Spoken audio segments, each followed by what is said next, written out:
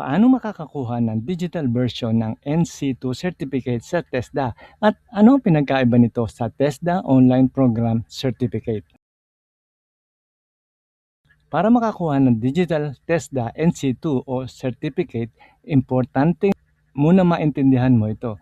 Hindi automatic na ang NC2 kapag online course ka. Ang NC2 ay makukuha lang kapag pumasa ka na sa TESDA Competency Assessment o Hands-on Exam. Para mas maunawaan mo ang video na ito, mas mainam na panoorin mo muna ang video tungkol sa kung paano makakuha ng NC2 certificate at ilalagay ko rin ang link sa description para pwede nyo panoorin anytime. Ano ang TESDA NC2 Digital Certificate? Ito naman yung pwede mong isave sa iyong phone at ipaprint at ipakita kapag nag-a-apply ka na. Ito ang digital copy ng NC2 Certificate.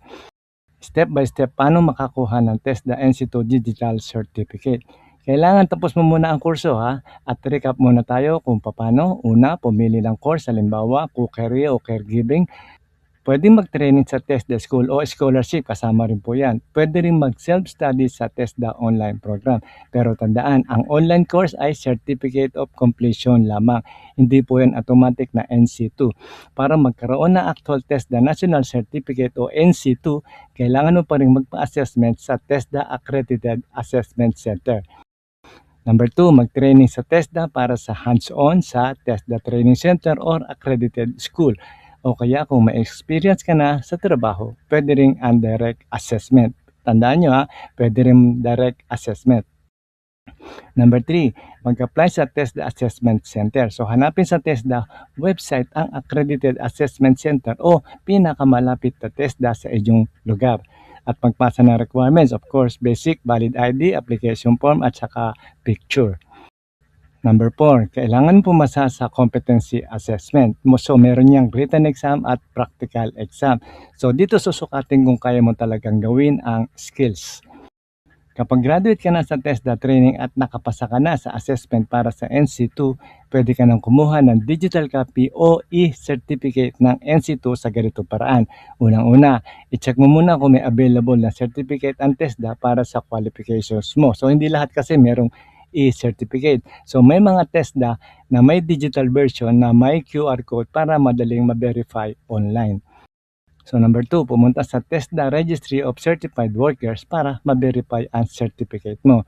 Number 3, kung gusto mo mismo ng digital copy, eto na, makipag-ugnayan sa TESDA office o assessment center kung saan ka nag-take ng assessment at sabihin na magre-request ka ng electronic copy ng iyong NC2.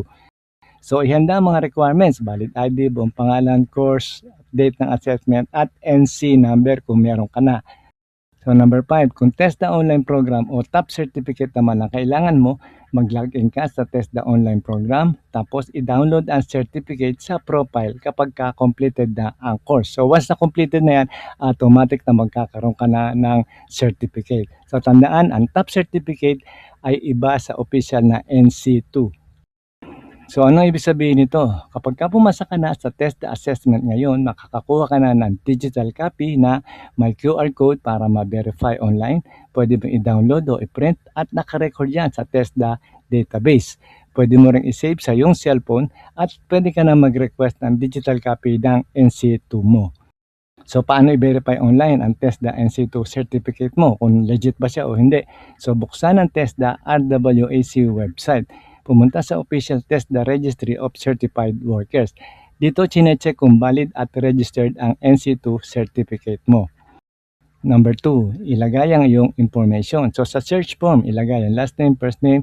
Optional lang to pero pwede mo rin ilagay first 4 digit ng certificate number at last 4 digit naman ng certificate number. So makikita mo mismo ito sa iyong NC2 certificate. Number 3, pindutin ang search o verify kapag tama na ang mga details at lalabas ang pangalan mo, qualifications, halimbawa computer system servicing at status ng certificate kung valid or expired. Ang TESDA NCI karaniwang valid ng 5 years. Number 4, isave ang resulta. Kapag lumabas na ang verification, pwede ka na mag-screenshot o i-print bilang proof. So, pwede mo na ito magamit sa iyong job applications pag ikaw ay mag-abroad at sa employer verification. Number 5, kapag walang lumabas o hindi makita ang certificate, ano mang gagawin natin? Una, i-double check ang spelling, siguraduhin tama ang certificate number, subukan ng walang middle name. Tanggalin nyo yung middle name nyo at makipag-ugnayan sa TESDA Assessment Center kung saan ka nagpa-assess. So, importanteng paalala, ang TESDA Online Program Certificate ay iba sa actual na NC2. So, TAP o e-TESDA, yun po yung Certificate of Completion lang. At ang NC2, kailangan pumasa ka sa actual assessment center.